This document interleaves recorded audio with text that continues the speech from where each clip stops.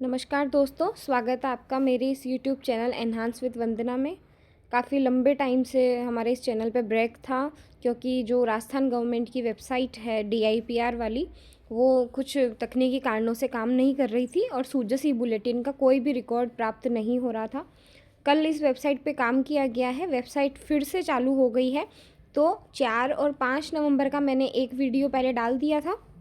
आज के वीडियो में हम 6, 7 और 8 3 सूजस कवर करने वाले हैं। 6 नवंबर, 7 नवंबर और 8 नवंबर। इसी तरह से अगले वीडियो में 9, 10, 11 इस तरह से करते हुए हम हमारी पिछली जितनी भी सूजस हैं वो कवर करते जाएंगे, ताकि हमारे मन में ये पूर्णता का भाव रहे कि हमने डेली एनालिसिस किया है। ऐसा कोई डे हमारा मिस नहीं हुआ है कि हम ऐसी कोई इम्पोर्टेंट न्यूज़ है वो हमारी आंखों से रह गई हो। ये जो भाव है ये हमारे मन में नहीं आना चाहिए। इसी वजह से मैं ये वीडियो शूट कर रही हूँ। मैं चाहती तो आपको जो लेटेस्ट आज वाली सूजस है वो भी कवर करवा सकती थी, बट मेरा ये है कि मैं आज और कल के अंदर आपको पिछली जितनी भी सूजस है वो कवर करवा के फिर हम daily up to date version के साथ में जैसे पढ़ते आए हैं वैसे ही पढ़ते रहेंगे।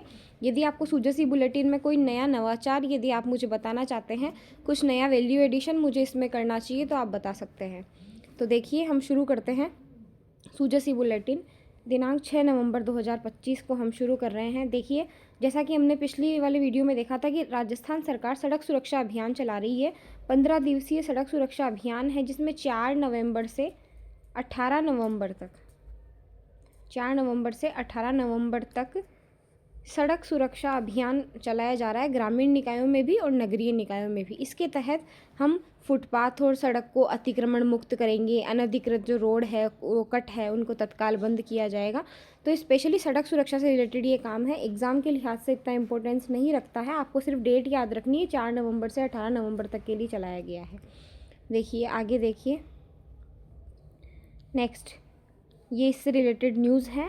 ऐसा कुछ एग्ज़ाम के लिए आपको इसमें इम्पोर्टेंट देखने को नहीं मिलेगा। एक ये न्यूज़ ज़रूर है जिसमें आप देख सकते हैं CBUD ऐप पर खुदाई कार्यों को इंदराज करने की अनिवार्यता, यदि उल्लंघन किया गया तो कार्यवाही होगी। देखिए क्या है इस न्यूज़ में ऐसा।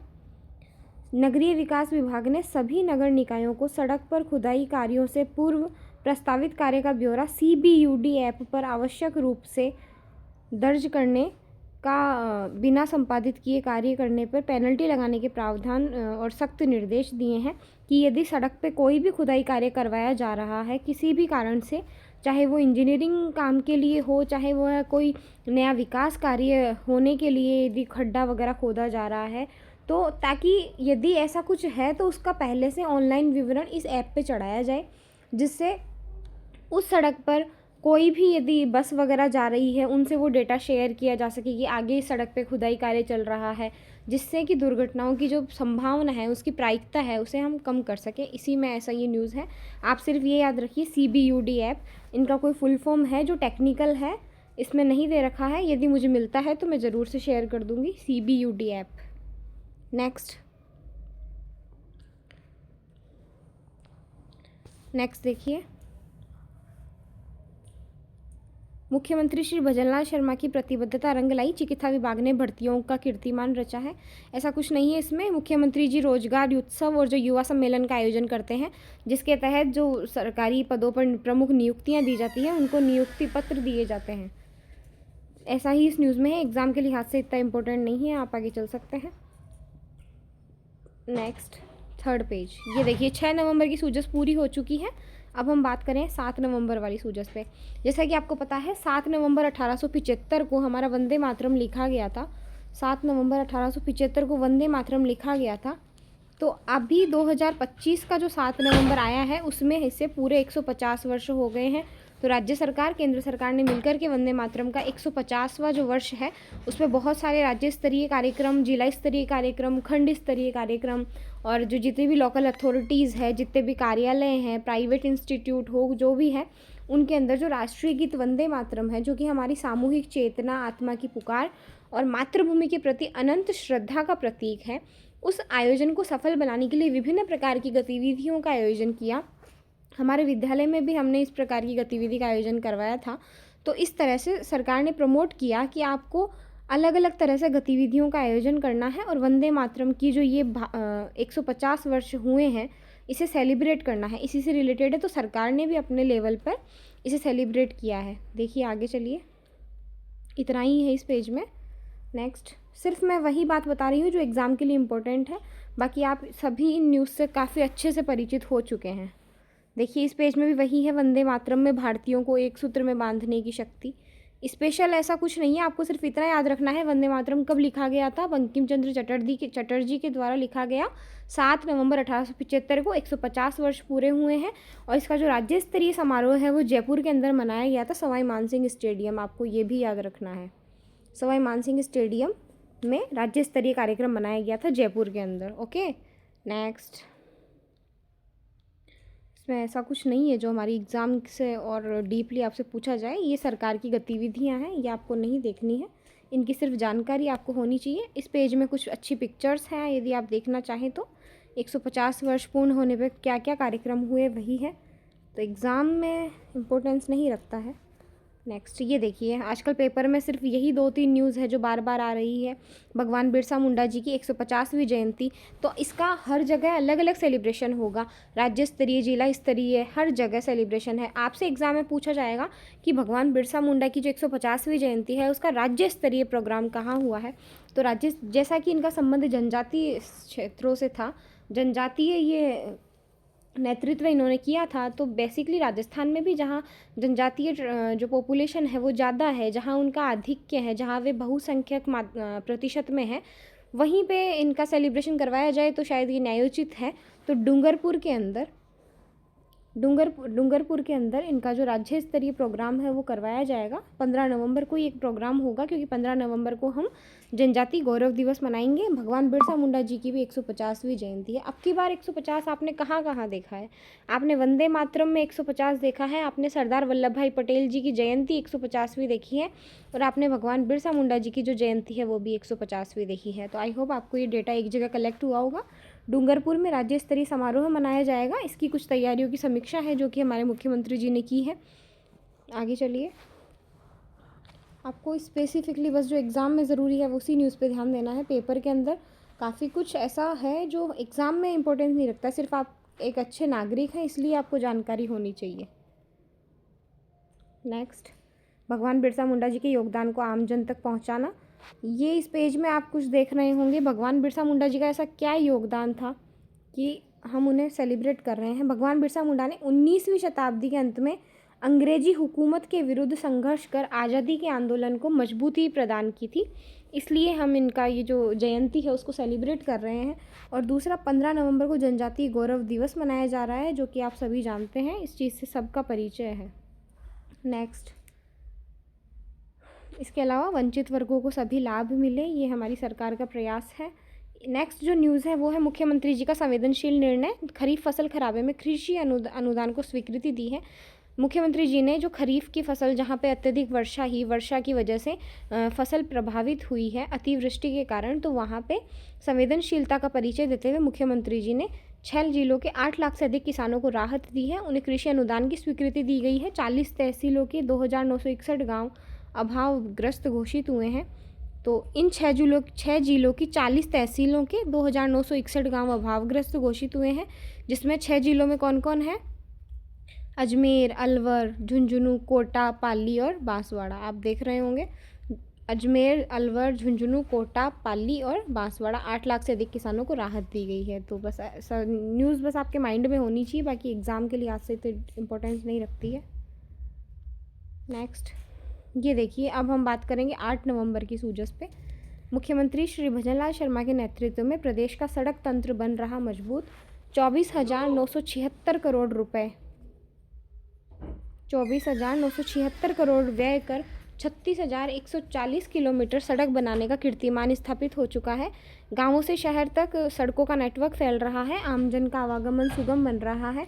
तो ये जो आर्टिकल पेपर में पब्लिश हुआ है, इसमें राज्य सरकार के द्वारा सड़कों के विकास के लिए कौन कौन से कार्य किए गए हैं उनके बारे में जानकारी दी गई है। आपकी एग्ज़ाम में इतना डीपली नहीं पूछा जाएगा, तो एग्ज़ाम के लिहाज से ये इतना इम्पोर्टेंस नहीं रखता है। बाकी जानकारी के लिए आप चाहें तो इसे पढ़ सकते हैं। राजस्थान राष्ट्रीय राजमार्ग सुदृढ़ हो रहे हैं। रेलवे क्रॉसिंग भी सुरक्षित हो रही है। आप सिर्फ इसकी बस जानकारी रखिए, ऐसा कुछ नहीं है इम्पोर्टेंट। नेक्स्ट, अब हम बात करेंगे सरदार वल्लभ भाई पटेल जी की 150वीं जयंती भारत पर्व कार्यक्रम मनाया गया। आपसे पूछा जा सकता है भारत पर्व कार्यक्रम कब मनाया गया, तो देखिए भारत पर्व कार्यक्रम सरदार वल्लभ भाई पटेल की 150वीं जयंती के उपलक्ष्य में मनाया गया है। भारत पर्व का नाम, यदि आपसे एग्जाम में पूछा जाए भारत पर्व कार्यक्रम का संबंध किससे है, और आपके सामने ऑप्शन दे दिया जाए वंदे मातरम की 150वीं जयंती होने के उपलक्ष्य में, सरदार वल्लभ भाई पटेल की 150वीं जयंती, भगवान बिरसा मुंडा की 150वीं जयंती, तो हो सकता है आप कंफ्यूज हो जाएं, क्योंकि काफ़ी जो इवेंट्स हैं वो समकालीन चल रहे हैं, एक के बाद एक इवेंट आपको सुनने को मिल रहा है, तो कन्फ्यूज़न की संभावना है। आप याद रखिए भारत पर्व, अखंड भारत पर्व, जिसमें सबसे ज़्यादा योगदान किसका रहा है, सरदार वल्लभ भाई पटेल का, तो उनकी 150वीं जयंती को क्या नाम दिया गया, भारत पर्व कार्यक्रम कह करके अलग अलग गतिविधियों का आयोजन किया गया है। सरदार वल्लभ भाई पटेल किसी परिचय के मोहताज नहीं हैं। आप सभी जानते हैं कि इनका हमारे देश के एकीकरण में बहुत ही अहम योगदान है। इन्होंने आज़ादी के बाद में जो हम विभाजन की त्रासदी झेल रहे थे, उससे बाहर निकलने में इनका बहुत ही अहम योगदान रहा है।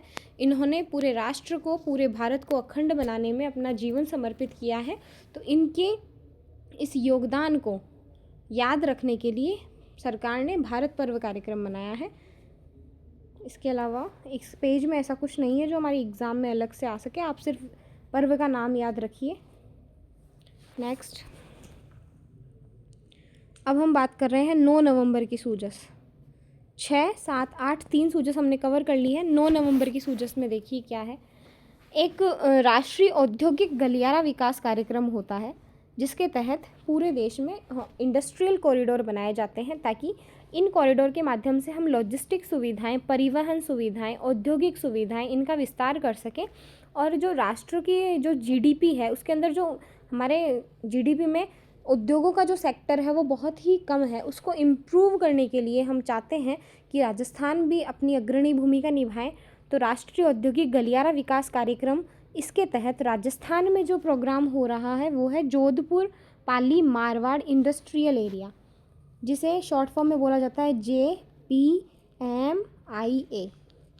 इसका फ़ेज़ फर्स्ट है वो काम करना शुरू हो गया है।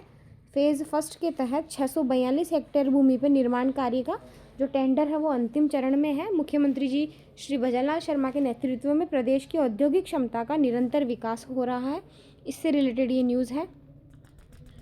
इसके बाद में यदि हम नेक्स्ट न्यूज़ देखना चाहें तो देखिए 1279 औद्योगिक प्लाट प्रस्तावित है। रेडी टू इन्वेस्ट टाउनशिप बनेगी। ये कई फेज़ों में किया जाएगा, जिसका फ़ेज़ फर्स्ट किया जा रहा है। अब इसके अंदर कौन कौन सम्मिलित है तो देखिए इसमें किन किन का साझा ये कार्यक्रम है। रीको, आप ढंग से देखिए, रीको, NICDC,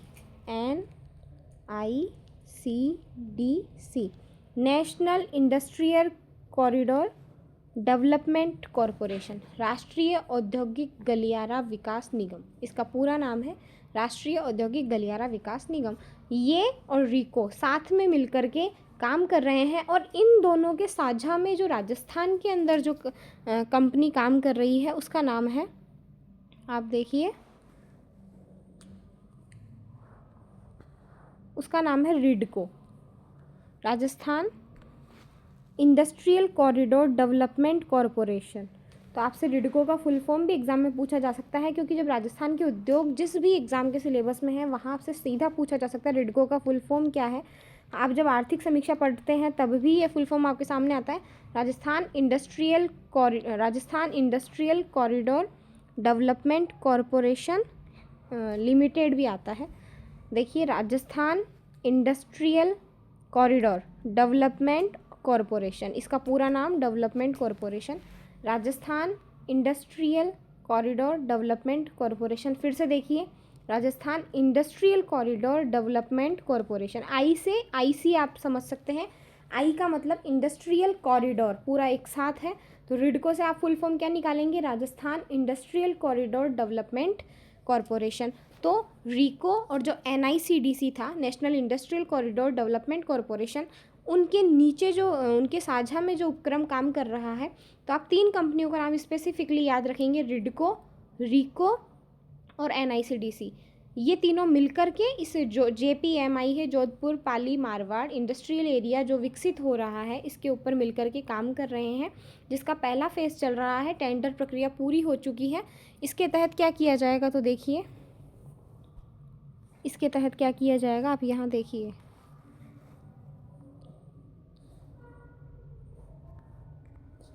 यहाँ उद्योगों को रेडी टू इन्वेस्ट टाउनशिप और बेहतर कनेक्टिविटी के साथ ही आधुनिक सड़क नेटवर्क, सुचारू बिजली, जलापूर्ति, solid waste management, ICT infrastructure, logistic hub की सुविधाएं जो इन्वेस्टर्स हैं उनको एक ही स्थान पर सभी समाधान सुनिश्चित कर दिए जाएंगे।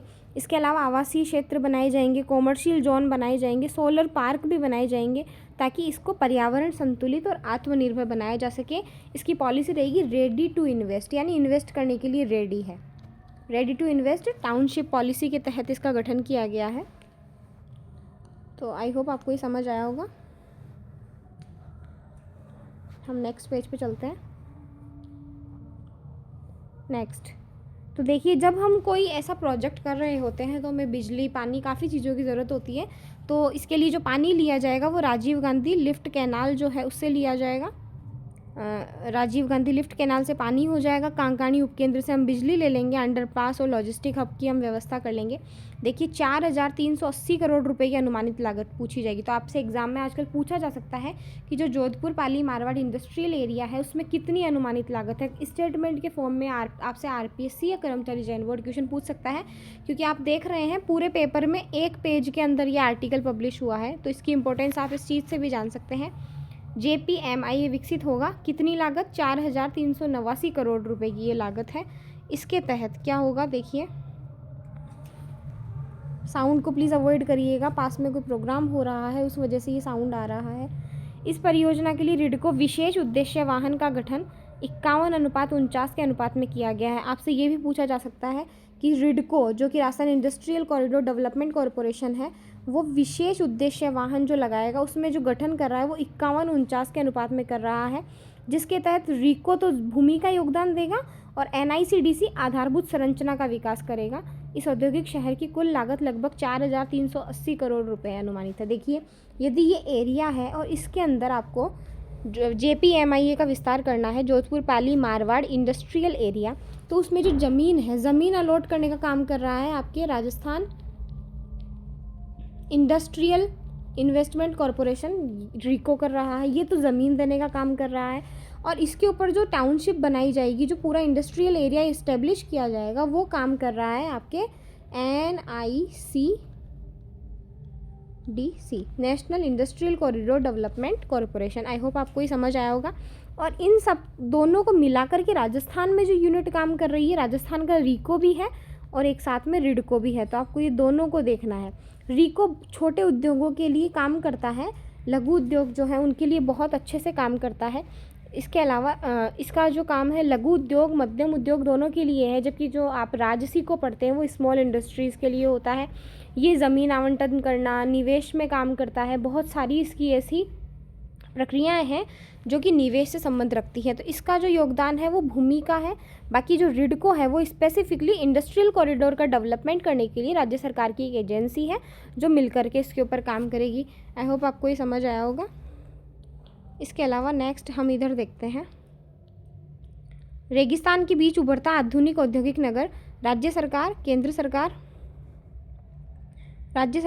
सरकार के संयुक्त प्रयास से दिल्ली मुंबई औद्योगिक कॉरिडोर के अधीन ये प्रोजेक्ट बन रहा है। DMIC के अधीन, DMIC Delhi Mumbai industrial corridor जो है, जो कि पूरे इंडिया में दिल्ली को मुंबई से जोड़ता है और हमारे राजस्थान से भी गुजरता है। तो उसी का एक बीच में पार्ट आता है जोधपुर पाली मारवाड़, जिसके तहत आप किस किस को जोड़ेंगे, आप जोधपुर का कांकाणी और पाली का रोहट, इन दोनों का आपस में जोड़ रहे हैं। आप देखिए इसको स्पेसिफिकली इधर नीचे क्लेरिफाई किया हुआ है कि जोधपुर में कौन से स्थान की बात हो रही है और पाली में कौन से स्थान की बात हो रही है।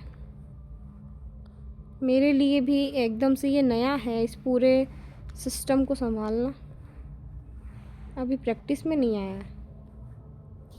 ओके, देखिए, राष्ट्रीय औद्योगिक गलियारा विकास निगम NICDC के सहयोग से रोहट और कांकाणी के मध्य JPMI को लगभग 3286 हेक्टेयर भूमि पर विकसित किया जा रहा है। तो आपको पता है रोहट पाली में पड़ता है और कांकाणी जोधपुर में। तो इस वजह से उसका नाम है जोधपुर पाली मारवाड़ इंडस्ट्रियल एरिया, जो कि दिल्ली मुंबई इंडस्ट्रियल जो कॉरिडोर है उसी का एक पार्ट है। आपको कमेंट बॉक्स में बताना है DMIC कहाँ से कहाँ तक है, दिल्ली में कौन सी लोकेशन है और यहाँ पे कौन सी लोकेशन है, अपने मुंबई में कौन सी लोकेशन पड़ती है, आपको ये बताना है। नेक्स्ट, ये पेज हो चुका है, नेक्स्ट पेज है। तो आज वाले वीडियो में हमने 6, 7, 8, 9 4 सूजस कंप्लीट कर ली है। वही देखिए इस पेज पे भी सड़क सुरक्षा अभियान 4 दिन में पुलिस ने 1,33,000 से अधिक लोगों को यातायात नियमों के प्रति जागरूक किया है। आपको ये एग्ज़ाम में इतनी इम्पोर्टेंट नहीं है। इसके तहत परिवहन विभाग, चिकित्सा विभाग और पुलिस विभाग तीनों मिलकर के काम कर रहे हैं। परिवहन विभाग का काम है यातायात नियमों को यदि उल्लंघन हो रहा है तो कार्रवाई वगैरह करना। पुलिस डिपार्टमेंट अपनी सुरक्षा को निभा रहा है। और चिकित्सा एवं स्वास्थ्य विभाग कहाँ काम कर रहा है? चिकित्सा एवं स्वास्थ्य विभाग जो भारी वाहन वाले ट्रक चालक हैं, जो ट्रक चला रहे हैं, ट्रैक्टर्स चला रहे हैं, डंपर चला रहे हैं, इनकी आँखों की जाँच कर रहे हैं और इन्हें चश्मे प्रोवाइड करवा रहे हैं। तो 3 विभाग मिलकर काम कर रहे हैं। किस किस का संयुक्त अभियान है? पुलिस, परिवहन और चिकित्सा। देखिए यहाँ पे साफ लिखा हुआ है, चिकित्सा एवं स्वास्थ्य विभाग जो कि ज़रूरतमंद चालकों को चश्मे वितरित कर रहा है, पुलिस विभाग यातायात नियमों के उल्लंघन पे कार्रवाई कर रहा है, और परिवहन विभाग लाइसेंस वगैरह सीज़ कर रहे हैं, निरस्त कर रहे हैं और वाहनों को सीज़ कर रहे हैं। तो आप देख सकते हैं इस तरह से संयुक्त जो विभाग है वो समन्वित रूप से कार्य कर रहे हैं और प्रदेश में काफ़ी एक्टिवली ये जो सड़क सुरक्षा अभियान है इसके परिणाम आपको देखने को मिल रहे हैं। तो आज वाले वीडियो में हमने काफ़ी कुछ कवर कर लिया है। हमने 6, 7, 8, 9 4 दिन की सूजस एक साथ कवर कर ली है। हालांकि इसमें आपको इतना पढ़ने का मटेरियल नहीं मिला है जितना मैं सोच रही थी, लेकिन कोई नहीं, आपको सड़क सुरक्षा अभियान याद रखना है और आपको महापुरुषों की जयंतियों के बारे में ध्यान रखना है। इसके अलावा यदि कोई डाउट हो तो आप कमेंट में लिख दीजिएगा। एक पेज और था इसमें जिसमें योजनाओं का वर्णन था, वो पेज ये रहा। वेट, हमने नीचे नहीं देखा। वंदे मातरम @150, ये आप अच्छे से जानते हैं। ये देखिए, ये है डबल इंजन सरकार में किसानों का सम्मान। इसके तहत आपको ब्लर दिख रहा होगा, कुछ योजनाओं के नाम है। जैसे पहली जो मैं योजना है वो बोल के बता देती हूँ आपको। पहली योजना है PM किसान सम्मान निधि योजना। देखिए इस पेज में स्पेसिफिकली जो किसानों से रिलेटेड केंद्र सरकार और राज्य सरकार की संयुक्त योजनाएं हैं उनका वर्णन है। पहली योजना है PM किसान सम्मान निधि योजना। मैं थोड़ा सा आपको ब्रीफ में बोल के बता देती हूँ। इसके तहत वार्षिक रूप से 6,000 रुपये किसानों को दिए जाते हैं जो छोटे एवं सीमांत किसान हैं। इनके सम्मान के लिए सरकार इनको निधि DBT करती है डायरेक्ट, जिसके तहत 2-2 हज़ार की 3 किश्तें दी जाती हैं। एक साल के अंदर 6,000 रुपये छोटे और सीमांत किसानों को दिए जाते हैं। दूसरी योजना है राजस्थान कृषक समर्थन योजना। ये एक राजस्थान में नई योजना है जिसमें सेंटर तो MSP देती है गेहूं पे, लेकिन अतिरिक्त बोनस जो कि स्टेट गवर्नमेंट अपनी तरफ से देती है। तो इसके तहत अभी जो गेहूं पे है वो अतिरिक्त MSP पे जो बोनस मिल रहा है वो 150 रुपीज़ है। तो 150 रुपये प्रति क्विंटल सरकार के द्वारा बोनस दिया जा रहा है। फिर है फसल खराबा, खरीफ 2025 वाला। ये खरीफ के अंदर मैंने अभी आपको बताया ही कि फसल ख़राब है तो सरकार संवेदनशीलता दिखाते हुए खराबे पे वो दे देती है अनुदान। नहरी क्षेत्र में सिंचाई व्यवस्था की बात कर रहे हैं। आपदा राहत में किसानों को कृषि आदान अनुदान की बात कर रहे हैं। नीचे योजना दे रखी है मुख्यमंत्री मंगला पशु बीमा योजना। ये वर्ष 2024-25 के बजट से शुरू की गई है, जिसके तहत 21 लाख पशुपालकों को बीमा की जो सुविधा है वो दी गई है। 21 लाख पशुओं का बीमा किया जाएगा, जिसमें गाय, भैंस, बकरी, भेड़ और ऊँट शामिल है। 5 प्रकार के जो जानवर है वो शामिल किए गए हैं। इसमें 21 लाख वर्तमान में है। सरकार का प्रयास है कि जो अगला बजट 2025-26 आएगा उसमें 21 लाख का दुगना यानी 42 लाख जो पशु है उनका बीमा किया जाएगा। अधिकतम इसमें मुआवजा 40,000 रुपये एक पशु का दिया गया है। मैक्सिमम है उनकी नस्ल, उनके दूध उत्पादन की क्षमता वगैरह को देख करके बीमा की राशि निर्धारित की जाती है। ऐसे कुछ इस योजना में प्रावधान है, तो आप ये आराम से देख सकते हैं मुख्यमंत्री मंगला पशु बीमा योजना। इसके अलावा नेक्स्ट PM कुसुम कंपोनेंट भी मैंने आपको पहले ही कह दिया था, जिसके तहत स्टैंड फ्री अलोन जो सोलर पंप सेट है उसकी स्थापना की जाएगी। ये न्यूज़ भी हम कवर कर चुके हैं पहले। PM कुसुम कंपोनेंट B योजना। और इसके अलावा प्रधानमंत्री फसल बीमा योजना आप सभी जानते हैं, रबी पे 1.5%, खरीफ पे 2% और अपने बागवानी पे 5% वाला जो रूल है वो है। और दलहन एवं तिलहन खरीद की बात है। नीचे एक योजना दे रखी है, मुख्यमंत्री दुग्ध उत्पादक संबल योजना। आप सभी जानते हैं मुख्यमंत्री दुग्ध उत्पादक संबल योजना, जो कि पशुपालक हैं, उनकी अतिरिक्त आय बढ़ाने के लिए राज्य सरकार का प्रयास है। प्रति लीटर 5 रुपये का अनुदान दिया जाता है यदि किसान अपने दूध को सहकारी जो दुग्ध समितियां हैं, जो डेयरी है, कोऑपरेटिव डेयरीज़ हैं, उनके अंदर बेचते हैं तो प्रति लीटर 5 रुपये का उनको अनुदान दे दिया जाता है, जो कि उनके खाते में डायरेक्ट डीबीटी कर दिया जाता है। तो इस तरह से हमने 6, 7, 8, 9 4 सूजस एक साथ कवर कर ली है। आई होप आपको समझ आया होगा। यदि आपको कोई भी डाउट है तो आप कमेंट बॉक्स में लिख सकते हैं, मैं ज़रूर से सॉल्व करूँगी। एक वीडियो आज या कल में और आ जाएगा जिसमें हम 4 सूजस जो हमारी बच रही है 10, 11, 12, 13, वो भी एक साथ इकट्ठे कवर कर लेंगे और फिर हम बैक टू पटरी पे आ जाएंगे। मतलब कि हम जितनी हमारी बाकी थी वो हमने कर ली है और फिर हम करेंटली जैसे जैसे पब्लिश होती रहेगी, जो हमारा पहले रूल चलता था कि सूजस आएगी हम उसी दिन उसको अपलोड कर दिया करते थे, वो प्रोग्राम फिर से स्टार्ट हो जाएगा। बीच में ये प्रॉब्लम आई, उसके लिए मैं आपसे तहे दिल से माफ़ी चाहती हूँ। बाकी आपका कोई भी सुझाव हो तो आप कमेंट बॉक्स में लिख सकते हैं। Thank you so much for watching this video. I hope आपको ये अच्छा लगा हो तो वीडियो को लाइक कीजिए, शेयर कीजिए और चैनल को सब्सक्राइब करना ना भूलें। थैंक यू, धन्यवाद दोस्तों।